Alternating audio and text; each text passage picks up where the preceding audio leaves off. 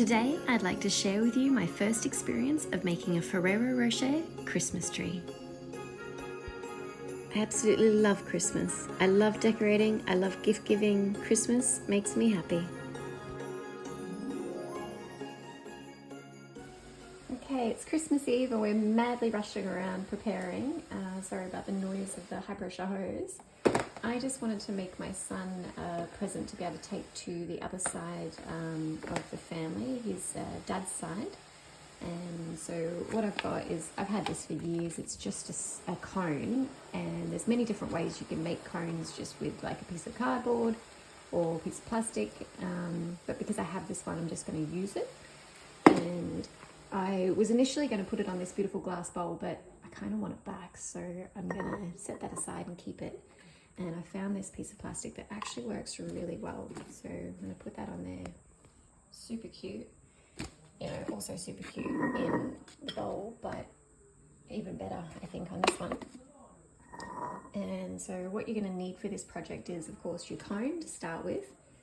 It's nice to have a base, but you could use even a plate as a base and glue the cone onto the plate.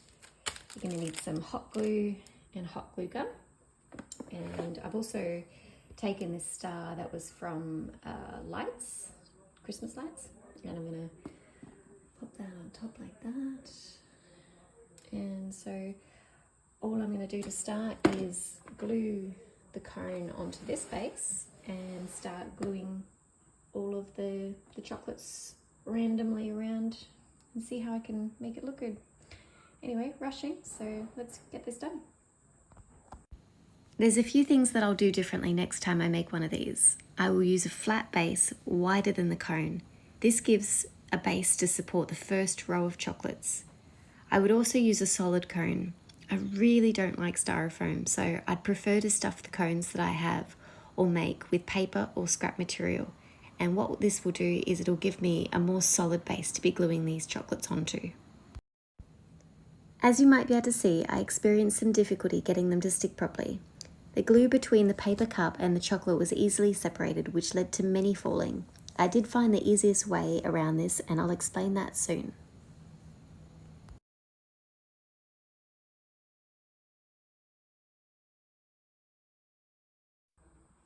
All right, it's looking fantastic. And so here I go again. I've bought more chocolates.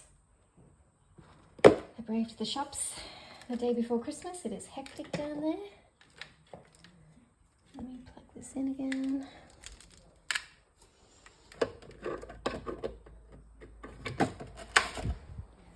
All right, time to finish it.